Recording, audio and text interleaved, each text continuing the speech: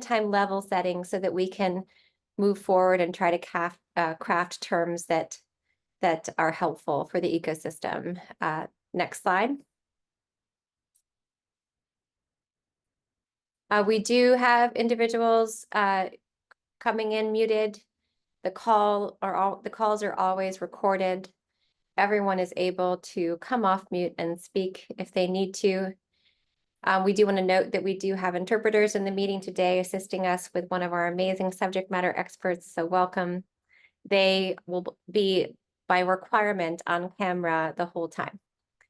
So just as a difference, sometimes we ask that individuals stay off camera until they're talking, but in this instance, we have critical members of our community who will be on camera all the time with me. We're going to be introducing our amazing new subject matter expert very shortly. We talked about them last meeting, but there's more to come on that.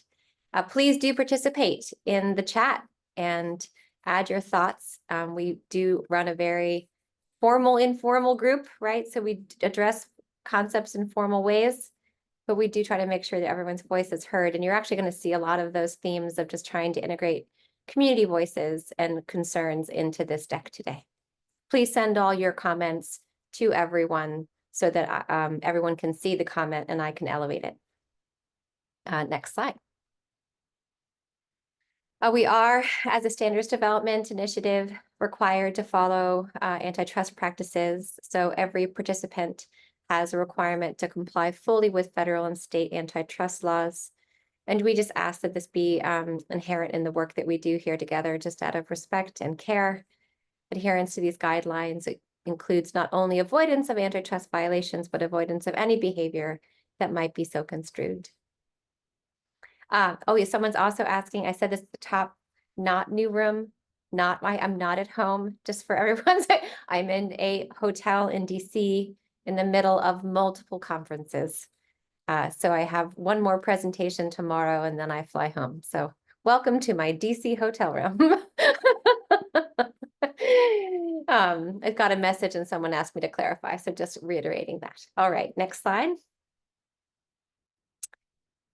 So we're going to do some brief announcements, a simplified version of the overall of the overview and plan.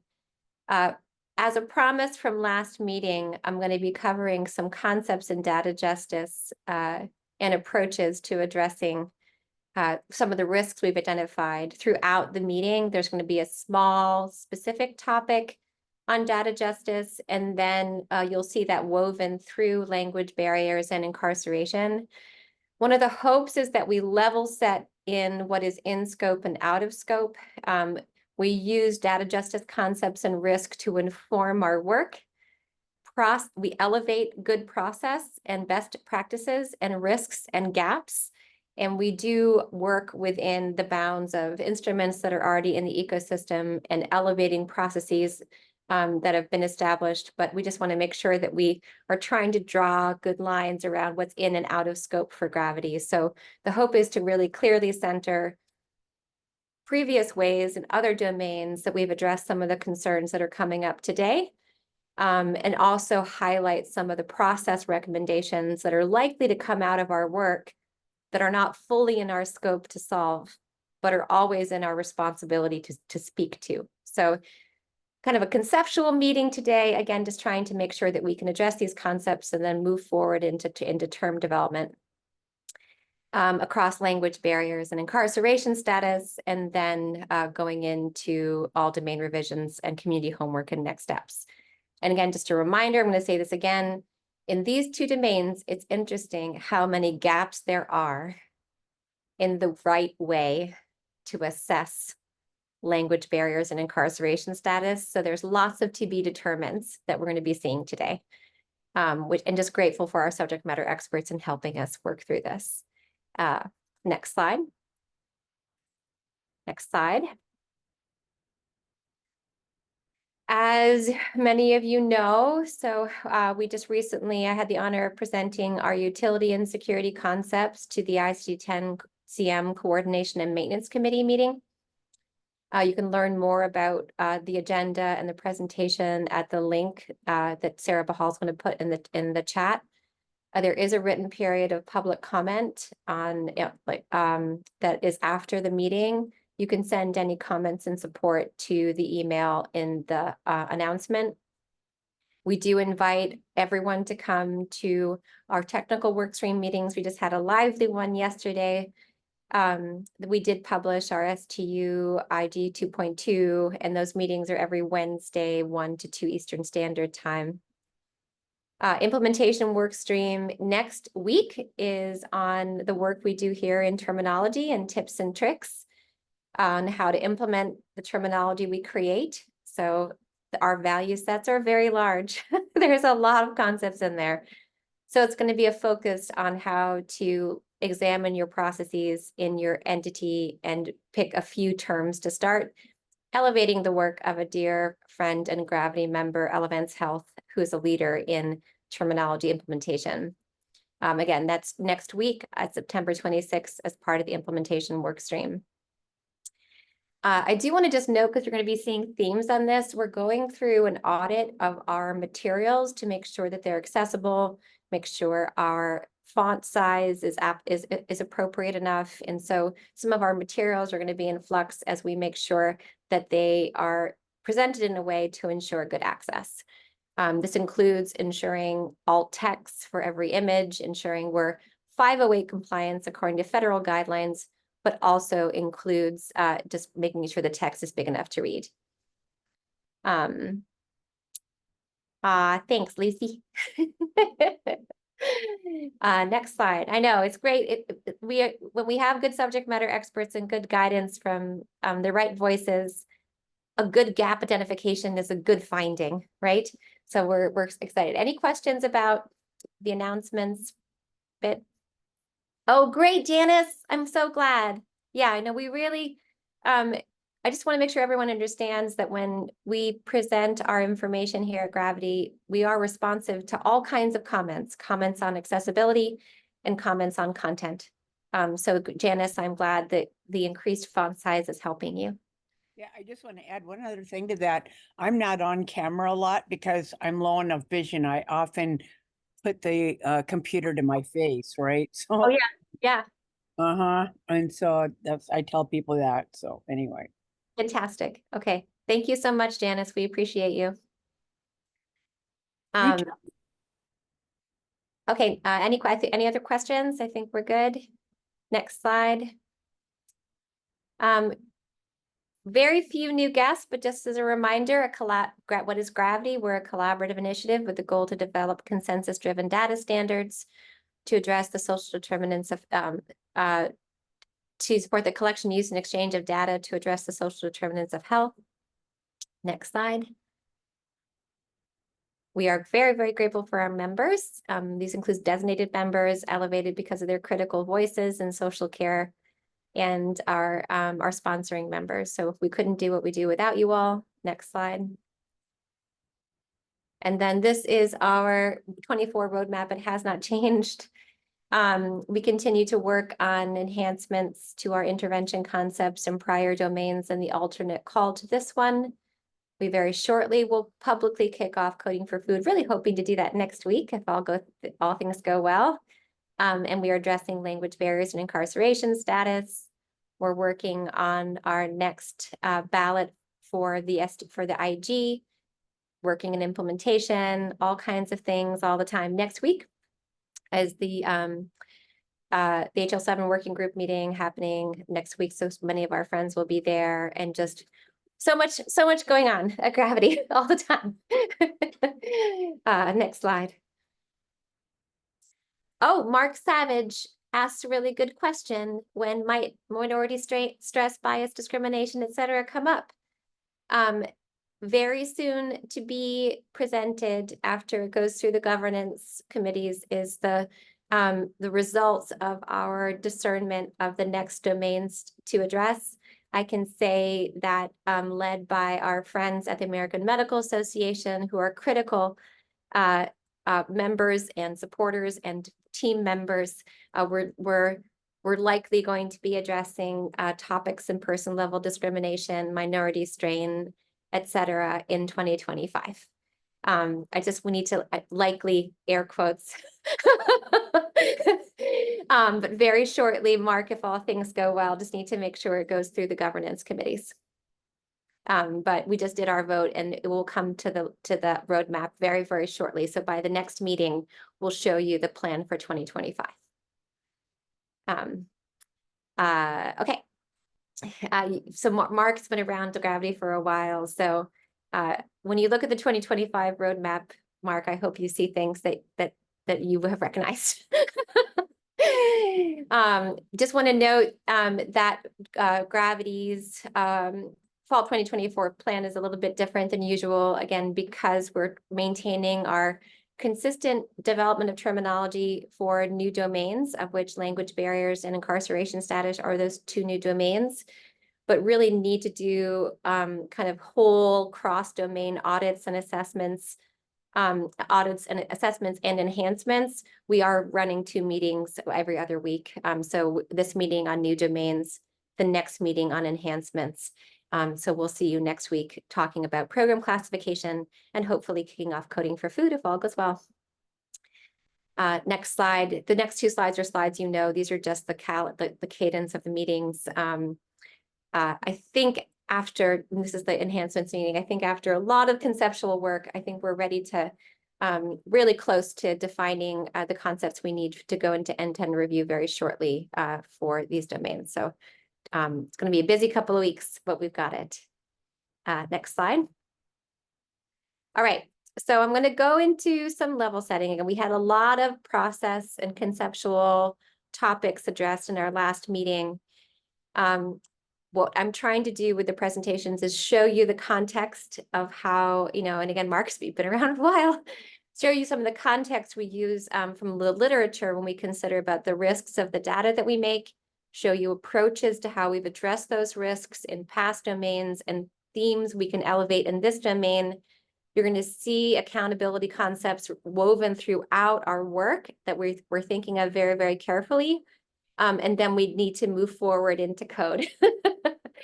So we have to elevate gaps, elevate best process, like demonstrate ideas for accountability as we work in terminology development to complete the work that we have at hand. So hopefully this gives enough context that we can move forward in term development. Next slide. So this is just the context of our partnership with Registry, which you now know well. I think it's going to be grounding our work for the next 4 years. Next slide.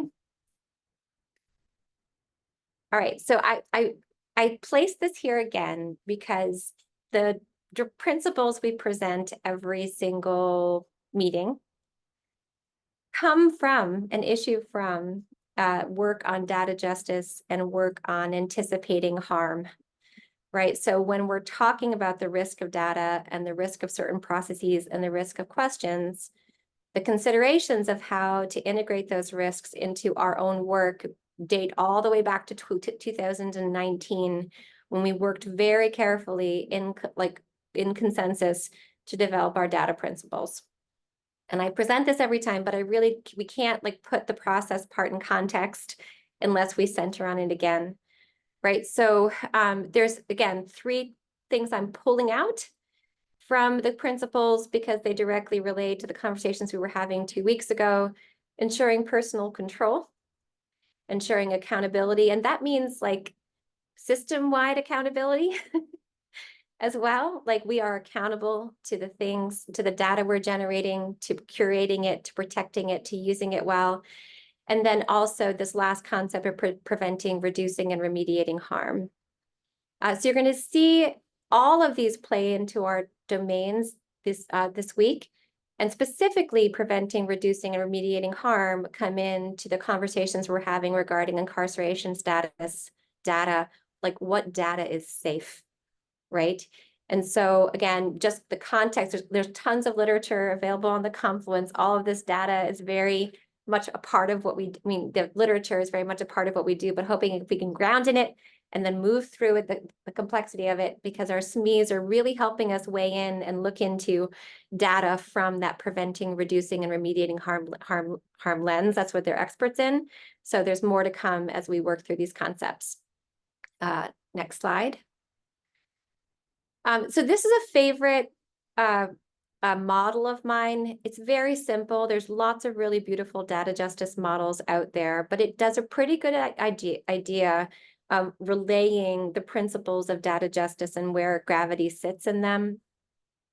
So you hear me say this sometimes, but our primary focus at Gravity is to address the injustice of data invisibility. We are data makers, right? So we define concepts that didn't previously exist with the intent of to produce personal and population health on the line, like on the path to health equity, right? We do understand, again, as part of our founding principles, which is why we crafted them, that we need to do this in a manner that responsibly considers both potential and expected misuse and harm, right? So this is not hypothetical. Like, it's very critical that we know that people are harmed at the hand of data, right? And that bias is a true concept across healthcare. And so all of our well-meaning attempts have to be considered in that context. And this is one of the things that we're dealing with incarceration status. It sometimes means not building things that offer greater risk than benefit. And this is where we're firmly sitting with incarceration status. With language access, we're elevating concepts that are, there's a lot of gaps in the data visibility area, and our expert, amazing Lisa, is helping us see that, right? But incarceration status, we're seeing lots of areas where there's a risk for data being present. So what we're trying to do as we do this work is, number one, craft our terms in the safest way possible. And number two, elevate our expectations for accountability paths, right? So how, if accountability is one of our principles, how as we as a community can elevate that accountable pathway, right? So we're not just going to screen. Yes, we love, huge fan of Abigail Echohawk. Absolutely, yeah. So there's I went deep into my data justice tomes this weekend, and all the subject matter experts can test. Many books, lots of reading just to make sure we were centering ourselves in the right folks. Yes. Yes. 100%. And this is partly why when we think about accountability, we also think about protective factor work, Mark, and we'll talk more about that hopefully in future cycles. All right, next slide. And hopefully you'll see these themes in our work. Next slide. So we talked about a lot of risks and a lot of good process last week. I promised you that I was going to put a pin in it and come back and elevate concepts we've seen in the past to address them. We talked about informed consent. We talked about data validity based on whether the individual is aware of the method of screening. We talked about accountability to findings. And so these are two different ways, two different best-in-class process documents that we've elevated through past domains that are not ours. We did not author them, but we elevate them, right? So we are referencing these when we think about path forward with our two current domains. So for those of you who were present for intimate partner violence and elder abuse, we elevated the CUES model, which is a decentering screening model, universal confidentiality, universal education, and universal support, right? So as part of our intimate partner violence work, we said you cannot screen for intimate partner violence or elder abuse well unless you do this. And we put our little line in the sand, right? We didn't craft the CUES model. It's outside of our scope to do that, but we elevated it. The same thing goes with food insecurity. So I had the honor of actually assisting with the development of the American Academy of Pediatrics and Food Research and Action Center Food Insecurity Toolkit. That's another great example of the accountability to process. It involves really clear staff preparation, really clear informed consent, really clear accountability to findings, safety statements, right? It's like a 47-page document that centers around 2 screening questions, and it's driven by the American Academy of Pediatrics. There is a really pertinent section related to our conversation last week called Preparing to Address Food Insecurity in a Sensitive and Culturally Effective Manner, which I hope gives some really deep content for everyone to review. when we reflect on some of the topics we were talking about last week. So I promised you I'd bring them back. There are going to be links in the chat for all of you to follow, and we'll make sure we bring them into the Confluence as well. Again, the themes as we go forward is understanding the risk of what we are doing in this work, trying to elevate methods of accountability to the findings, and also just ensuring that we elevate best process. If there's good processes out there, we want to make sure everyone's aware of them. Janice? Yeah, I really appreciate this sensitive and culturally effective manner because the some Orthodox Jewish individuals and Muslims have some restrictions, as well as if people follow some of their faith that is, vegetarian only. And so a lot of people don't think much about it, right? I mean, what some people, oh, there's pork in here. I thought, you could have that or whatever, or beef. And so it's really important. And it just, as we go on, anybody that's had a dinner party realizes people also have food sensitivities, right? And a lot of sensitivities today, like peanut butter sandwiches. I don't even know if they have them in classrooms anymore. Thank you. You're welcome, Janice. Right. And so, yeah, so that education and that need for like talking to people about screening before you implement questions, understanding how people you're going to be using the data that you're generating. If you have it, all of that, all of those details are very much included in the AAP toolkit. And then really beautiful decentering screening pathways are in the Q's model. And just knowing that there's lots of really lovely literature and guidance out there that we can center in this space. I'm going to say it's hard to find good examples of it for some of our domains, but that doesn't mean that we can't highlight the best practices out there and just, put a signal out. You're right. I actually have people call me sometimes, especially around Ramadan, and they work at a shelter and, is it true that they can't eat all day? And if they're following Ramadan, no water. So we have to make special accommodations for them in the shelters, right, to receive their food later. Yeah. A place to store it and stuff, right? Thank you. All right, so these are resources for everyone to review. Again, themes that we've had ever since gravity's origin. So the data principles, data justice principles, cues and the food insecurity work, again, processes and, best practices that touch upon some of the concerns we were talking about 2 weeks ago. I know, blessings to them indeed. I'm trying to be good, Mark. Okay, next slide. Okay, so now we're going to go into our terminology identification for our 2 domains. And because we are accountable, we're going to be identifying gaps in instruments. Like we can only accept instruments that exist. We are not instrument developers, but we will be highlighting gaps in instruments. We will also be talking about and representing some of the accountability measures we know are important when it comes to the domains of reference. And this is, again, what we've done in the past, right? So hopefully this is a way to show that we are integrating these thoughts into what we're doing as we go forward. Next slide.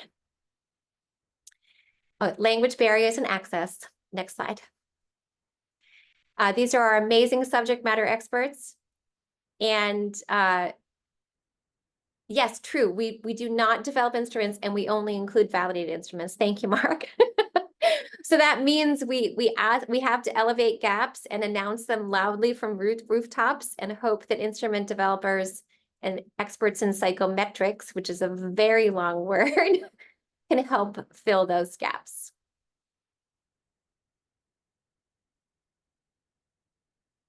We are very happy to welcome our new subject matter expert. We're going to be going into her expertise on the next slide, but these are our 6 language access subject matter experts. You know many of them, and it's my honor to welcome Lisa. Next slide. Lisa Bothwell, welcome.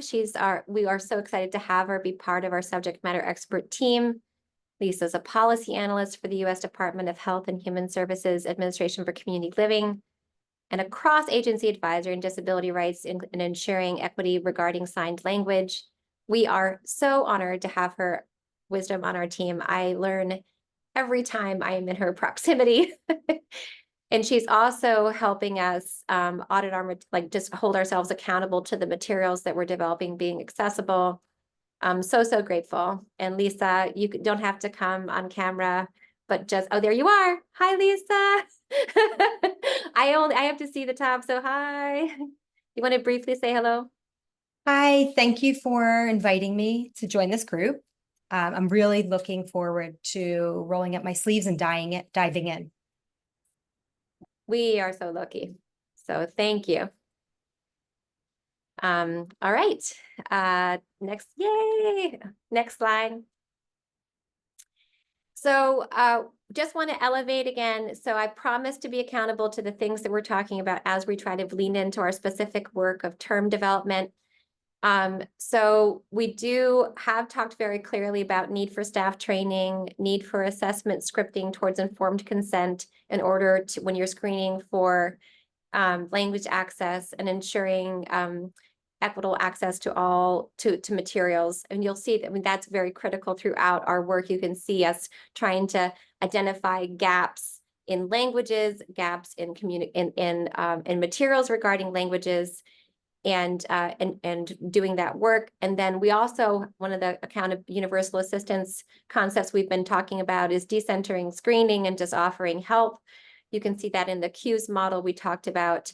So just know that all of these thoughts are held, heard, and centered as we move forward in doing the very meticulous work of terminology development. Next slide. We have been talking very clearly about accountability measures. Hi, Lucy. Do you want to ask a question? Yeah, Sarah, on the previous slide, decentering screening. Yes. Could you just give? Obviously, or about like the max dollar amount and then So, right, so they did. I mean, can you, Things, right, for seats. I'm trying to figure, okay, perfect. Yeah, so one of the Yeah. things, Lucy, is our model does not require screening to identify a need, right? And even if we have Does that mean that if an issue is identified, it is not going to be noted in the record? no, decentering screening does not mean not identifying needs. It means that you can, so if we go back to the cues model, right? Mhm. Offering universal interpretation. I don't know if we need to go back to it, but like one of the things that we know from an access perspective is perhaps a better pathway is offering interpretation universally without having the person have to state that they need it, right? Like not asking the person, do you need to interpret, like not having them fill out a screening instrument, but just offering, or like not centering the screening questions as something that they have to complete in order to get help, right? Then just talking to people and identifying concerns. Does that make sense? So it's really the approach to the patient. Yes. The outcome of the encounter will still be recorded. But you're not saying to the patient, we need to count you, so what are your problems? Yes, and remember, even an IC10-CM code or a problem statement needs to be documented with patient consent. We're very careful about that as well. Okay, thank you. Trying to make sure you see what Mark is asking. Well, not necessarily. So the idea is, Mark, that so Mark's asking, does decentering screening have implications for whether data collection and recordings are standardized and valid? Instruments are one method of identifying needs, right? And so we do the way to identify needs aligned with dimensions in assessment is through diagnostic criteria, right? None of our methods, none of our instrument or diagnoses requirements require that level of validity yet, right? So we're not in breach of that that approach. Decentering screening does not in any way differ from our face valid and conceptual valid approach for instruments and diagnoses at this time. We might elevate at some point in like 20 years to higher criteria, but for right now, face valid and content valid are our reference. I hope that made sense, and Mark, you and I can talk more about that at another meeting. Okay, next slide. All right, so we've also been talking a lot about process and accountability in our subject matter experts, and in these meetings, I'm going to try to say it, and then we're going to move on to data making. If I don't know if Julio is on the call, but I hope you hear me. And Marcia, we were talking about this as well, right? Marcia, welcome, Marcia, to the call. It's nice to have you here. So one of the things that we've been talking about is what it looks like to have organizational accountability within language access. And so recognizing that language access is a patient safety measure, really, because communication is a safety requirement. And so we've been talking and elevating, again, patient-reported outcome measures, asking about whether people were asked about preferred language of communication, offered interpretation, and was the interpretation sufficient? And then always whole system monitoring to identify inequities. Again, this specifically is outside of Gravity's scope to solve. It's within our scope to identify. So we will refine our message, likely write in a brief of some sort as an outcome of this, an artifact. This is not, again, it's a problem I solve with CMS in my quality measure development role, but it's not within Gravity's scope to actually build these measures, but we can certainly elevate the need. Next slide. And so now we're going to be going into the scoping of the concepts. You can see we've been talking a lot about process. Again, I'm hoping to like ground us in the process, and then we can move forward into the term development. I want to note Artie, and we mentioned this, Lisa's assistance in trying to make our words accessible. So the core concepts that we're working on are concepts of primary language, English language proficiency, preferred language, which is difficult to differentiate from primary language unless we use the common operational definition of the language and one wishes to use when discussing healthcare, and you'll see this in later slides. Interpreter needed and translation needed. And then, of course, all that accountability elements. That blue box has not changed. It's been there from the beginning. It directly relates to the accountability measures we talked about on the previous slide. Next slide. Instruments, next slide. There's only a couple additions to instruments, but there's some things we're working through. Next slide.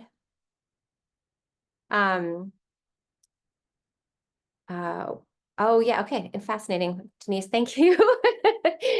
So one of the things we talked about is including those questions in like a CAPS post, like a post survey, like a patient survey that you get after an appointment. I'm really trying to, again, hold systems accountable for doing what we know is correct. So again, preferred language operationally right now is we're focusing on the language you wish to use within healthcare settings. We are trying to figure out whether healthcare is the right word and trying to figure out whether it's care settings, but again, it's difficult to differentiate it. There are not a lot of really wonderful questions here. There are a few examples and they all have limitations. So just noting, you won't see maybe the ideal in the questions that are included, but you might see examples, and we'll try to collectively have the ecosystem build the missing concept. Lucy? Yeah, I'm wondering from Sarah and subject matter experts about the idea of within healthcare setting. I think this is a great refinement over just generally how do you want to communicate, but we need to recognize that a lot of healthcare is now provided at home, which Yeah. is not a healthcare setting. Exactly. So I'm wondering whether we can have both of these specs in this approach to screening assessment instruments within the healthcare setting, and when talking about health issues, or something added to that first bullet that acknowledges that very sensitive health-related conversation can take place outside a healthcare setting. Yeah, so just as I mentioned, one of the things we're thinking about doing is expanding it to care setting. We just haven't vetted that with the SMEs yet. So care setting would not be healthcare bound. It would be able to apply to what Mark is mentioning regarding the no wrong door collaborative approaches we have in medical social care. And it seems like it would apply to the skilled nurse in your home doing home health as well. But again, to be determined, we just threw that Okay. out this week. But yes, we hear you and we hear Mark. Okay, We'll thank have to you. be- We have to be a little careful though, because if we don't ground it in something specific, it's very hard to differentiate from primary language. Nice, Rob, thank you. Again, none of these questions exist. So we might elevate the way we want it. The question you see right here from SAMHSA is what's in there now, right? So we will be identifying gaps, opportunities. I'm sure all the researchers, maybe Marcia, who's like a brilliant researcher, will take this up. But again, we can elevate what we want, but there's not going to be a screening instrument to fill that gap for some time. I have a quick question. I thought that we had already kind of determined that a healthcare setting could be anywhere. Am I wrong? Did we do that within one of the domains? Or maybe we just called it care setting? We have been pretty careful because we don't want to other settings. I meant use the word other as a verb, right? Uh-huh. Yeah, we have been trying to think a little bit comprehensively about where care happens, and healthcare is usually clinical. And if we try to impart healthcare to non-healthcare settings, there usually are very strong opinions around that. So that's a to be determined. Also, substance abuse, we use substance use now, right? Yes. But no, yeah, but they're that same thing, you know. Yeah, but it's something Mm. we can finesse, but there's there's a lot of thoughts in that area. I almost wrote a paper on that a little bit ago, but yeah, Substance use disorder, whatever, you yes, know, yeah. rather than abuse, yeah. All right. Okay, so again, the question in italics exists. We are trying to bind in some kind of care setting language, whether it be healthcare or other, in order to differentiate preferred language from primary language. More to come. Next slide. And then we just want to note again from having our communication and language SMEs help us. There's gaps not just in the setting, but in the words like speaking and versus communicating. And there's also, and this is like really to be determined, one of the things our amazing subject matter experts are helping us understand is you can have preferred language based on context or topic, right? So as we name these gaps, again, there's not really good instruments to fill these gaps, but we can elevate the gap and then hopefully someone will fill it. Yeah, because exactly, like it's just, you can have a preferred language for a specific topic in a specific place. Preferred language in healthcare or care is our location grounder, but our experts are helping us understand there's also topic switches, but all of that is not represented in screening instruments to this date, so they need to be made, and we encourage people to make them. Next slide. So there's going to be a lot of gaps, friends, in instruments specifically across both of our domains. And then interpreter needed, again, there's not a lot of really wonderful questions here. We do recognize that communicate is the verb here, which is nice. And a good example of the interpreter needed concept is the inpatient rehabilitation facility patient assessment instrument. This basic concept is repeated across all kinds of different CMS instruments. Next slide. Sarah, just wait a minute on this slide. Do these instruments use the word communicate instead of talk to? Yep, this one does. This is a direct quote. This is a good example of why normal people need to talk about this, because normal people don't communicate. They talk, or they. But I don't know if that's true, right? We have maybe Lisa, do you want to weigh in on that? Well, if they don't talk, they write.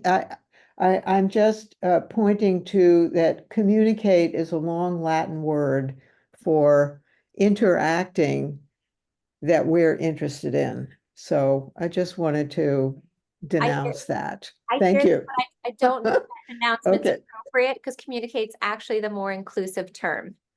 So I want to be a little bit careful. I hear you and I recognize your intent, but communicate's actually the more inclusive term in this instance when it comes to all the modalities that we use to express ourselves. At least, and again, I'm not going to speak for the amazing subject matter experts on the call, but Jonathan, do you have anything briefly to say?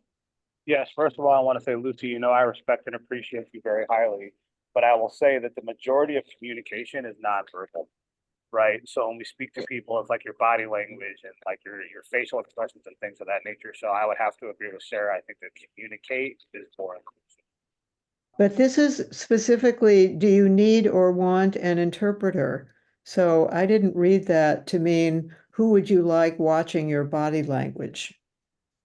Yeah, I Right. think the encompassing of the sign language is a key one here, that would Or not, other language. yeah, speaking in particular, but I don't want Okay, I don't want to, if at any time any of our subject matter experts wants to say anything, you're welcome to say, to pipe in. Lisa is raising her hand, so. Yes, this is Lisa. So the facial expressions and body language is one of the components of sign language. So for example, if you would change that to, if I want to change a comment to a question, I would maybe lift my eyebrows. Or if my eyebrows are down, that may be another way of expressing the same thing, but more like a comment.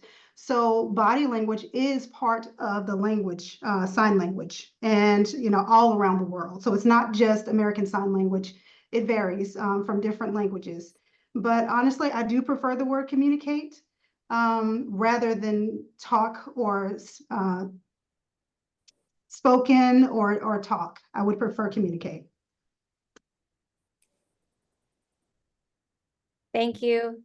And again, I am honored to be on the early receiving end of Lisa's expertise. So hopefully we can, the great thing about Lisa being part of this work is that we are all able to elevate her wisdom.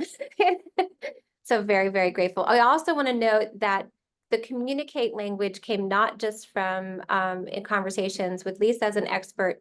I want to thank again Rosie for connecting me with lived experience experts who use like storyboards and non-spoken communication. And they were very, very clear that communication was their preferred word as well. So I'm honoring that as well. Rosie introduced me. I'm accountable to carrying that expertise forward. So grateful. Thank you so much, Rosie. Okay. And they would be pushing the word communicate because they communicate in a different manner than you and I do, but they communicate. And I mean, I literally do workshops with those young people. So. They were really, Rosie did a really wonderful job. So thank you, Rosie. Yeah, I'm so glad that you got to communicate with them. Yes. All right. Okay. So this is the interpreter needed concept. Next slide.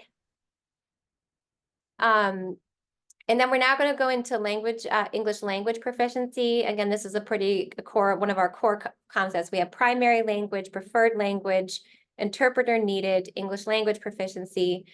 So what is another area? So in this instance, Mark, this is where the bar gets raised, right? There's so much evidence supporting the methodology of the U.S. Census Bureau in assessing English language proficiency that we're trying to apply that standard to our adjudication of these. This is similar to what we did with intimate partner violence or elder abuse. When there's extensive literature about the best way to do something, we try to support that, right?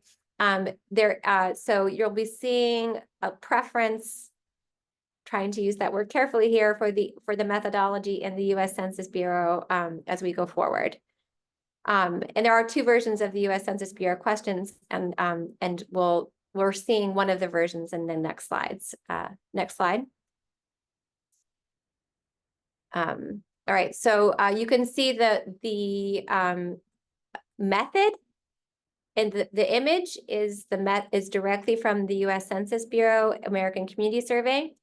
And the method you can see replicated in the National Latino and Asian American Study, right? So both the US Census Bureau and the National Latino and Asian American Study follow this, this pattern.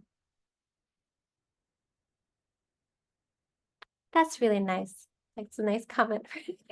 Sometimes I'm just like, that's nice, thank you. All right, so this is again the best practice we have to hold up. It gets a little confusing because regarding English language proficiency, there's some terminology that we need to sort through because this is the best method, but other questions have similar coding concepts, so we're trying to sort through that with our SMEs. More to come on that. Next slide. And my apologies if I'm not entirely myself today. It's like 3 conferences in. I'm trying to do the best I can. Luckily, I see Rob's on the call. He knows where I am. So recent and new to this are the critical concepts.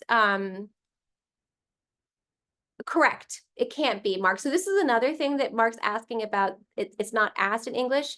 So it absolutely is an imperative that the way you're asking these concepts has to be delivered in a way in the person's native language, in the person's preferred primary language. Sorry, I'm getting all my terms mixed up. But representing that well in terminology is going to be challenging. But Mark, we talk about this all the time, and you'll see actually some of the primary language assessments actually come from US prior to English language proficiency assessments. I'll talk more about that in a second. If there's a connection coming, I promise. I'm just gonna pin in it and we'll come back.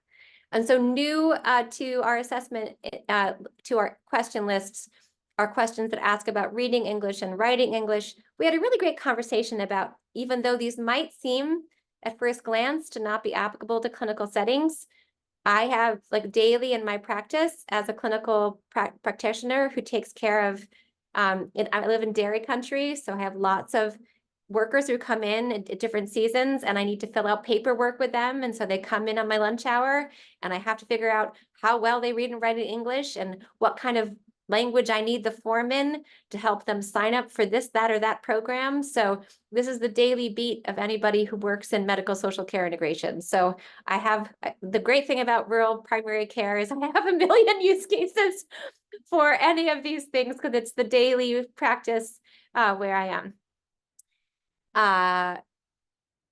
Oh, that's nice. It's great. Next slide.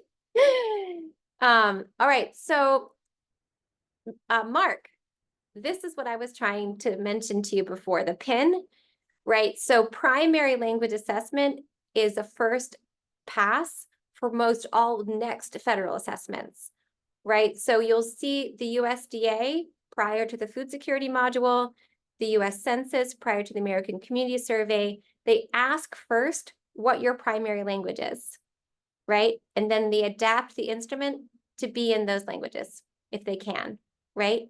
Because they want to meet you where you are and assess you accurately. There aren't a ton of versions of the USDA food security module, but even in accessing USDA programs, they have I speak cards they use prior. Again, this is one of those instances, and my apologies, it's an image. And again, for anybody who's using alt readers, I'm really sorry. This is almost all of these languages are pictures, and so they're difficult to take out and put into text. It's just the nature of unique languages. And so this is the USDA I speak statements card. And then on the next slide, we have a half an hour. We're gonna do this. We have different versions of I speak cards. You can see on the left is the state of Arizona, Arizona Indigenous language I speak concepts. There is a Central American I speak statement from Homeland Security. There's another one is really important, of course, always to center sign in ASL. So there's another I speak card that you can see centering ASL. So these are all versions of assessing language, a primary language through these I speak statements. So when we are assessing other primary language instruments and questions, it's really hard to see if they work because they're all in English and their translations are really limited. And so we have a lot of discussion to do about whether they even work. Because if you're not able to represent the question in a language that the person understands, it's more to do. But we have lots of translation experts in our SME group, and so we'll be sure to get it right.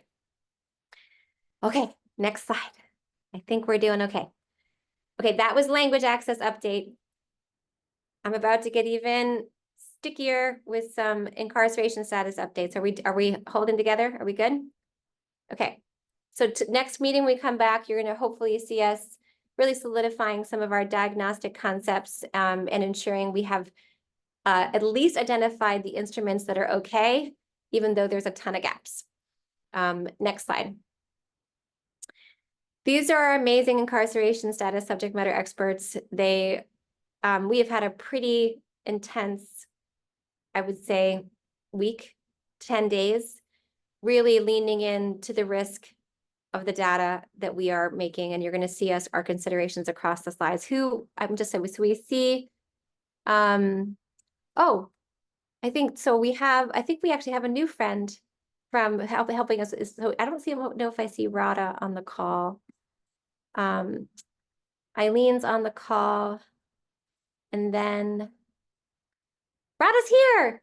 Radha, would you like to, I believe you brought a friend, a new subject matter expert to help us assist in this work. Is that true? Well, I mean, I invited Kwesi and Kwesi accepted, and so we are all better for it. And I would love to let Kwesi introduce himself if that's cool. Yeah, I feel like this is the right time. I want to make sure that that happens. Would you mind introducing yourself? And we are so grateful for your presence here today. And you've already said very thoughtful things in the chat. Thank you all for having me. My first name is Kwesi, means I was born on a Sunday. The space that I share with all of you is in the appreciation of the language allocution, or the space to say, how do we care for people in meaningful and intentional ways? So I appreciate all that you've done so far and what we could possibly do together. I am and have like some pretty cool work that I do all over the place at the University of Rochester, but I'll make it simple and say that my work is, I'm a gardener and people are my crop. I've shared space with a whole lot of people over the course of 10 years, lived experience in the carceral space in the New York State Department of Corrections. So I bring that space to all of you to say that however we decide to do what we're doing, let's slow down and be cool. Like in the idea of who's the rabbit and who's the tortoise, sometimes the tortoise teaches us a whole lot. So I'll pause there. Thank you. So grateful. And I hope you feel that slowing down in where we are right now. Like, so that what I mentioned about the last 10 days is like really trying to reflect on what our purpose is, what is helpful, how do we center the needs of people as opposed to create reactive systems, right? So I'm really looking forward to, just so grateful that you're here, and grateful to do this work collectively. Okay, so this is very emotional work. Okay, next slide. We're so honored to have you. Next slide. Okay, so this is, again, and my apologies, I don't know if you were able to, everyone was able to review the slides ahead of time, but one of the things that we reflected over the last 10 days is just recognizing that we need to think really carefully about this domain and the language we make, because the risk of bias and the misuse of data is so great, right? And so we really want to make sure that we are developing concepts that allow a care team to address risks for the person and to support the person through assessment intervention and tell critical stories for them, right? But not create terminology that is easily misused with bias and harm, right? Again, that sixth principle, preventing, reducing, and remediating harm. So the things we're thinking about as we go forward, and we'll continue to hold ourselves accountable to and try to do an ever better job, are removing or not building concepts that seem to offer more risk than benefit. So trying to think about why we're screening and whether we actually need to screen for incarceration or screen instead for the risks and harms and injustices to the person. Trying to include timeframes when we can, trying to, make sure that we identify terms that allow a care team to improve linkages and treatment. And we are careful to call out that this is really especially true, and this is a requirement given the known and persistent weaponization of incarceration as a tool of racism and discrimination. Like we can't ignore this as we go forward, right? And so we really want to get this right. And again, any subject matter experts, welcome to talk. This is an open forum, and I'm humbly trying to do my best to elevate the wisdom of the subject matter experts who have led us here, and will continue to lead us. Next slide. So as I mentioned, I went back and did some reading, and this is just like one of the many opportunities. I don't want to go ahead of all of you. So I tried to find a version of the work of Dr. Ruha Benjamin that was accessible. So there's a Medium link, and then we obviously have experts within our group, but just noting that some of the intersections of incarceration and tech and harm and racism and discrimination are well known. And I'm sure our subject matter experts can offer many more pieces of literature, but we just wanted to ground ourselves in these, just a couple. And then again, we'll continue to hold ourselves accountable as we go forward. Next slide. And so again, if we think about our desire to be helpful, the goal is to be helpful and identify terms that can be used for assisting people. We think about those themes that we brought forward from things like the CUES model or the AAP toolkit. We definitely want to state very clearly that appropriate screening requires preparation, staff training, informed consent. Anything that does this helps educate on the risk and increase validity of the instruments. Yes, we will. Lucy, I'm sorry. Yes, we will. And we'll also put them on they're going to be on the Confluence for this domain.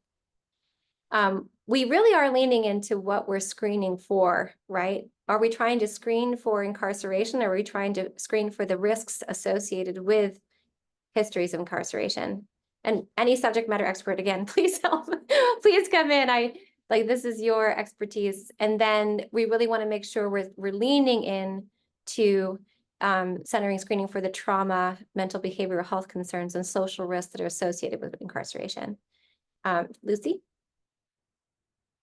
Yeah, I just wanted to interject that the concept of informed consent is very old and completely pervasive within the healthcare sector.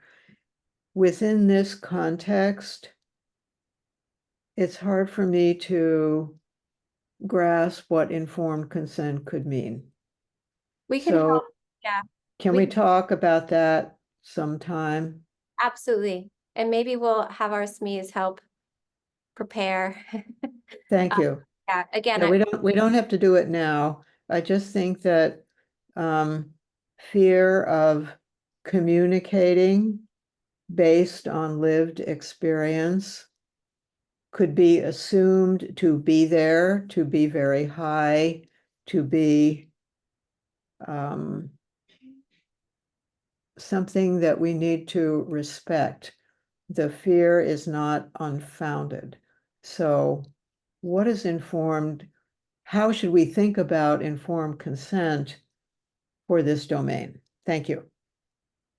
I don't know if our SMEs have any instant answer or whether we want to take that back to the group.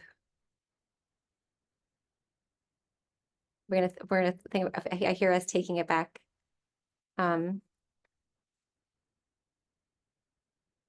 Thank you. Thank you so much.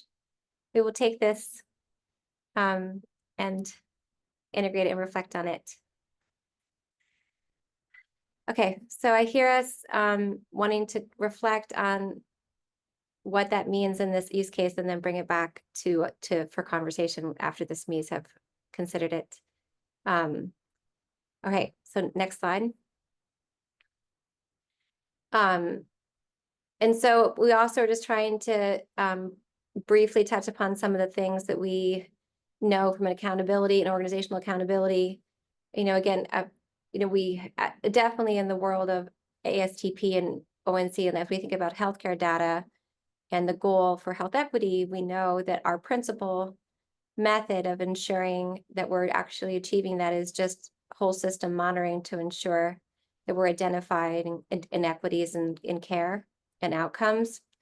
And we do know that some of our original driver for this work was the reentry waivers that are happening across states and trying to ensure that data exists to support individuals who are reentering communities. And of course, all reentry waivers have outcome components as well. Again, this is just trying to elevate what accountability looks like in this instance. Next slide. And then our primary concepts are incarceration subtypes and community supervision concepts. And we cross up subtypes because we're trying to figure out how all the community supervision concepts interrelate. And then we really are trying to think through the secondary concepts. We know we're going to lean into loved one incarcerated because it's too important, but we're trying to figure out what risk assessments matter and which ones are appropriate for our purpose. Next slide. So these, again, everything is in to be determined. Do you think some things have changed, right?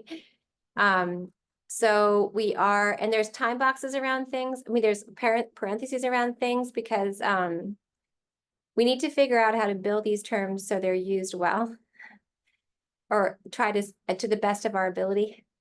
So, but sometimes that means challenging the ways we classically build concepts in like SNOMED. So we are still leaning into documenting when individuals are currently incarcerated.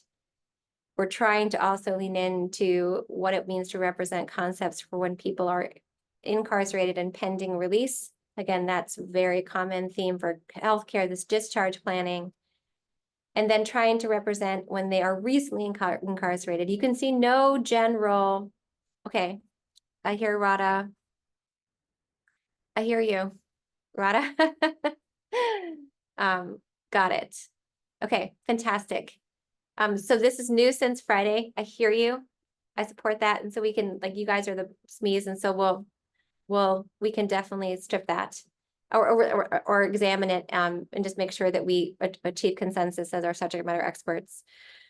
We have a meeting tomorrow, everyone on the call. We have a weekly meeting with our subject matter experts, as we always do, and we are working on these concepts together. And okay, that sounds great. Thank you, Milan and Radha. And I think given the comments on these slides and that where we've arrived at since last week, I think there's going to be a lot of people who agree with you. All right, and then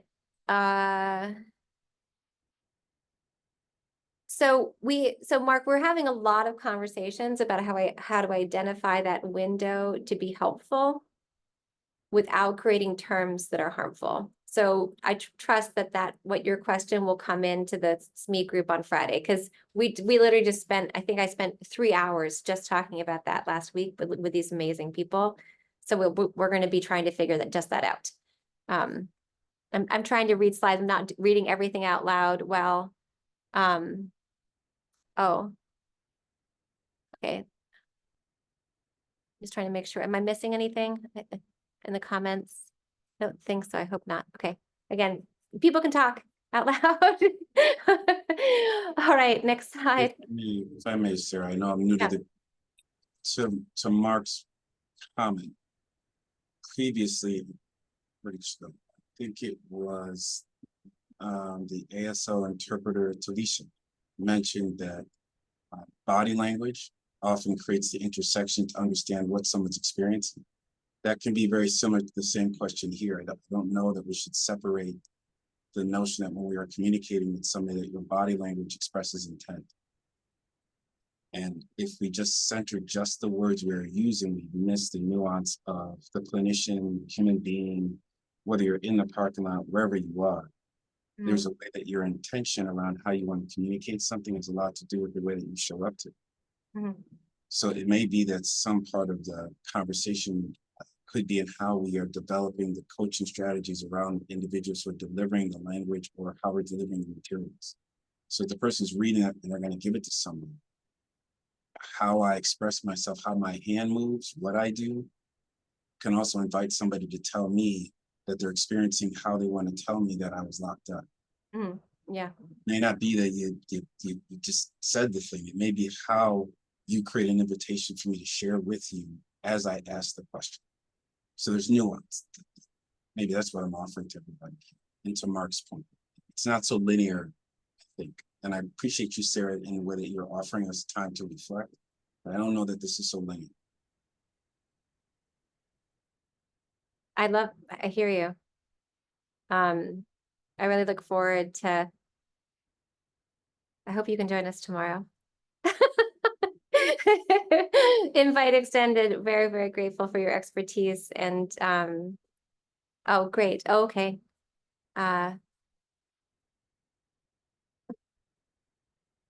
Exactly. Okay. And I think the truth is that, so Milan is stating that some media had an offline conversation, RE risk, stigma, and coding. Hear you, right? And that's actually very similar to what the concerns that Tyler put in the slides, right? I don't know if you saw, everyone saw the comments that one of our other subject matter experts put in the slides as well. And it's very similar to the concerns Andrea was raising, right? So I feel like that makes a lot of sense that when we're coalescing around that and whatever that is, we should be focusing on and supporting. Does that make sense? Do we? Like, that's where we are. I think we just need to figure out what needs to be said with that being the case and the truth. This is Janice. I just want to share, I have been in jail before, so I've had the experience for Mark and whatever his comment. And I just want to say that it's different wherever you are, right? And there's so many places that can go wrong and people that have been falsely charged. I mean, I know from experience, poverty is the reason you're even in there to begin with. If you have money, you can often, get a lighter sentence, you have a lawyer, whatever. And a lot of it's petty crime. But the treatment court program, I wasn't in it, but we have a very robust program here in that. And they started it out with a VA, I think, first of all, in diversion. But there's also a huge problem here of overpopulation. Like right now, they're not even arresting people because we were overcrowded in the jails. And there's 6 people where there should be 3 in a room. And so they're not even arresting people and letting people out early. So, it's just something else to think about there. So all of that funnel to get into treatment is huge, right? And there's just a lot there. And we do have healthcare inside now, and I'm sure you're addressing that, right? Which is really neat. And to ensure that people can get Social Security cards, and we're passing quite a few new laws in Washington State in this area. Thank you, Dennis. Okay, so the theme was, the first slide was, we have to think differently about this domain, right? That was the primary theme. Oh, we don't have to go back to it. It's okay. That's just it's gonna make me dizzy. Right. And so I think the recognition of, it's like that expectation of, it's like the expectation of bias. Like we know it will happen, right? And so just really trying to think thoughtfully about what is helpful. So that's been the theme today. And I hear the truth is that even though we said a little bit on Friday, and then I had some offline conversation with subject matter experts through interactions with the slide content. There were lots of comments, right? We haven't had a chance to circle back as SMEs together until tomorrow when we reconvene. It sounds like we're all coalescing and arriving at the same spot, which is really important, right? And again, it's my job to support all of you. So if we go to the next, and this is like where the slowness comes in, the turtle comes in, right? Like, let's lean into what's really helpful first, right? Because and then we can like take it from there, right? No rush. Great. Great. And the great thing is that we have subject matter experts who sit in the intersection of implementing the policies that we're trying to be helpful to support, like we're trying to support with data, right? So our subject matter experts sit in the goals of reentry waivers, right? And so we are in very, very good hands, and I'm very, very grateful. So everything that happens after this is like to be determined, because we're trying to figure out whether this is even safe. Lucy? Yeah, Sarah, I would just comment that all our work in domains from the very beginning has had the implicit understanding that we would, quote, finish something, unquote. And I would like to introduce the idea with this particular domain that maybe finish isn't going to be appropriate, that we may voice, express, communicate so much within this domain that we may not be able to come to closure about it. And so there may be some other sort of ending different from everything we've ever done. I just wanted to introduce the idea that we shouldn't feel compelled to have the same outcome here as we've had with all our other domains. It may not work. Absolutely, Lucy. Yes, and that's again why that first slide was different, right? Care, 100%. Thank you so much. And this is like why also even our SMEs are calling in allies for this work, because they're so committed to getting it right. We have new experts in the room. And Kwasi, thank you so much for joining us, right? Like you were literally called in for this purpose to help. So thank you. Help slow us down. Thank you. All right, so I'm about to present a slide, which based on everything that we've just said is likely going to disappear the moment I present it, right? So part of this was all triggered by trying to figure out what assessment instruments were helpful and what was harmful. So the next slide is the one instrument we had. Next slide. And oh, sorry, I take it back. It's on the following slide. It's coming. So to date, we've been excluding all kinds of instruments that we didn't feel like were helpful, excluding instruments that didn't have a time box look back, ensuring that we didn't have ever history of incarceration as something we elevated. And then we had included instruments that were time boxed and clinically relevant. And then this last bullet is where we are now. And we were honestly exploring whether any screening is safe to be encoded in a record given anticipated harm, period. And that's a different statement, Lucy. Like, maybe we just don't. Maybe we just don't. Do this. Maybe we have to think differently. And so now I think next slide this is an instrument we had said was okay, and now we're like, I don't know, right? And so we are going to be talking about that on Friday. Exactly. And we had talked about correlates and similarities with information regarding pregnancy status and state law. And we have talked about that as well. Okay. Love it. Okay. So anyway, this was something that we thought was elevated as a possibility. It based on tomorrow's discernment, it might not be there. Next slide. One of the things that one of our subject matter experts elevated was what is the why of asking questions? And again, this is not a question that exists that we can find.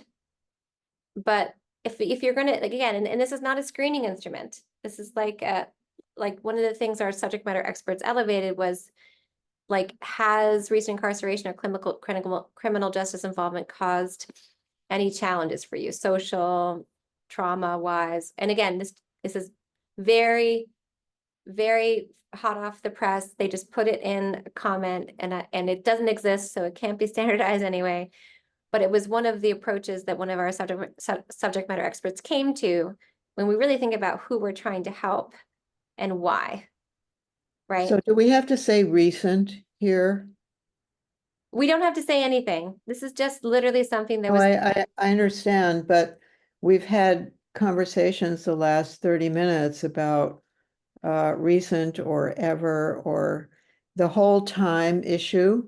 Yeah. So suddenly that's a flag for me saying recent, like it could have been a long time ago, but it's still causing challenge. I mean, PTSD doesn't end after something is quote recent, unquote.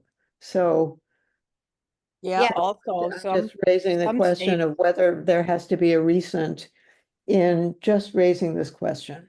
Thanks. and some states don't stop asking if you're a felon or not, right?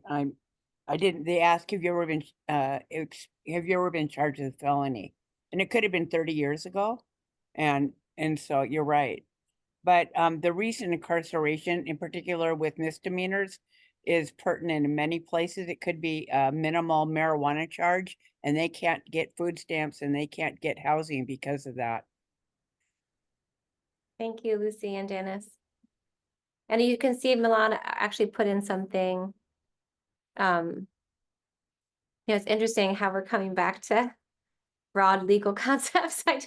So Milan put in an example, but what again, this is not a question that we see, but it's something that we can consider. So it's not something we can standardize until it's out there, but it's a gap, and I appreciate all of the consideration and thoughtfulness regarding it. All right, next slide. Okay, so this is again very small, so sad, so sorry. And again, it's too small, but I wanted to just bring back the sequential intercept model as we close out the conversation, because like the why of that, the tactics and use cases along that bottom row are what we're trying to enable, right, with information. So you can see this bottom purple: information sharing and performance measurement among behavioral health, criminal justice, and housing and homeless service providers, right?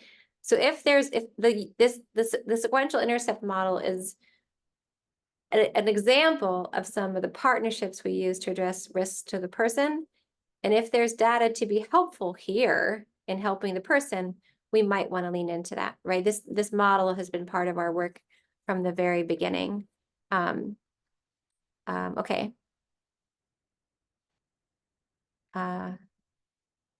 Okay, great. And so we'll luckily again we do this work with researchers. Looks like we had researchers in language access. Our subject matter experts are researchers here as well. So maybe an incoming psychometric study on questions coming soon to you. I'm just trying to look at all the comments here. Yes. Okay. Okay. All right. Okay. Ron Yeah. has a question. Oh, sorry. I can't see hands. Does he have a question? Or did he? Like in the text, if we like a single question like that one, does it need to be validated to be used? So he's referencing about this. So Oh, yeah. So we usually try to have some implementation before we encode it, right? So it's like, it doesn't have to be so using, and well, Rob, it's a very good question. I'm going to lean to our subject matter experts to help guide us through the risks benefits of that. Because I really want to make sure that we think it through, but usually we do try to do some kind of cognitive testing and make sure it's actually measuring what we hope to measure and helping how we hope it to help.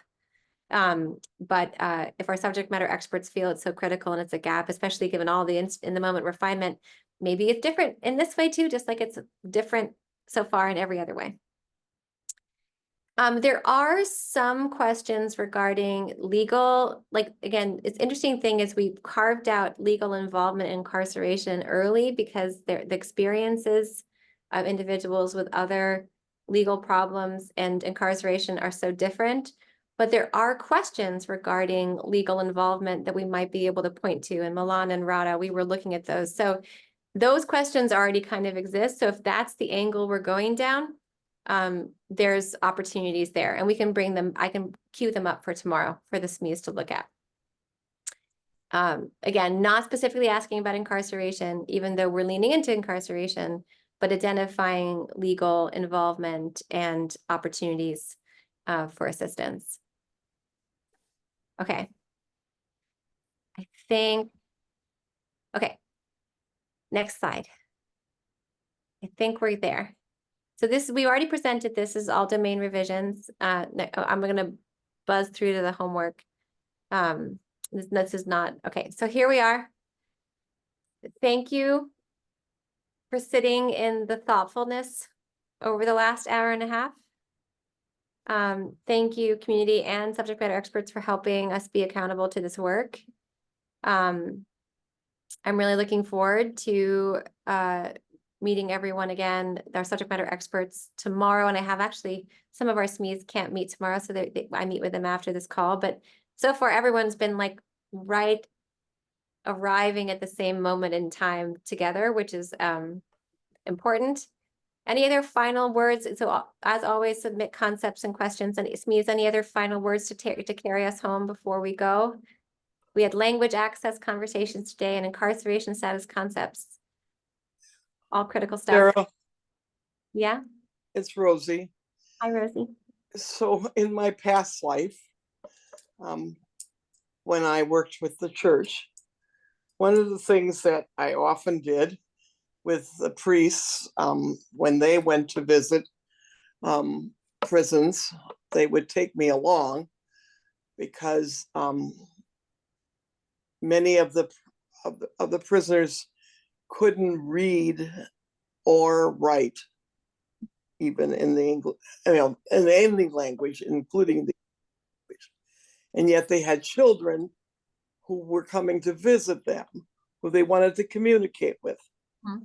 And so, many times it was like, see Dick run, see Jane jump, kind of helping them, pick up a simple little book and teaching them how to see those simple sight words, and then using that little book to communicate with their young children, like their children that are just learning to read, so that they had a form of communication with them. And so it wasn't just, that they felt like they were really able to communicate with them at their level. And so, this is putting this into real life world.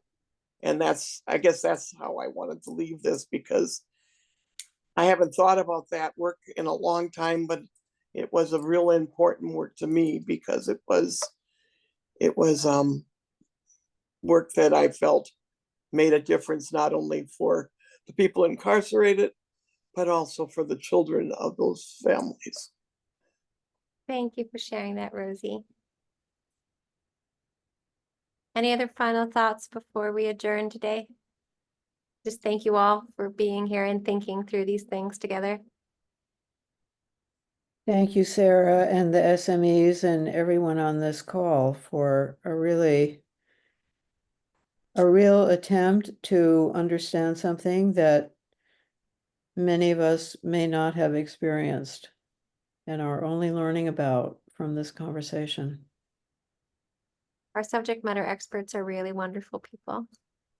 They're helping on all of our domains. They really are. It's a community education. So very grateful. All right, friends. Thank you so much.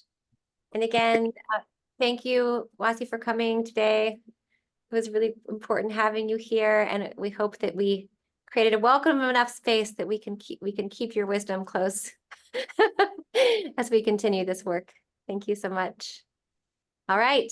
Thank you. Bye. Bye, Thank friends. all of you.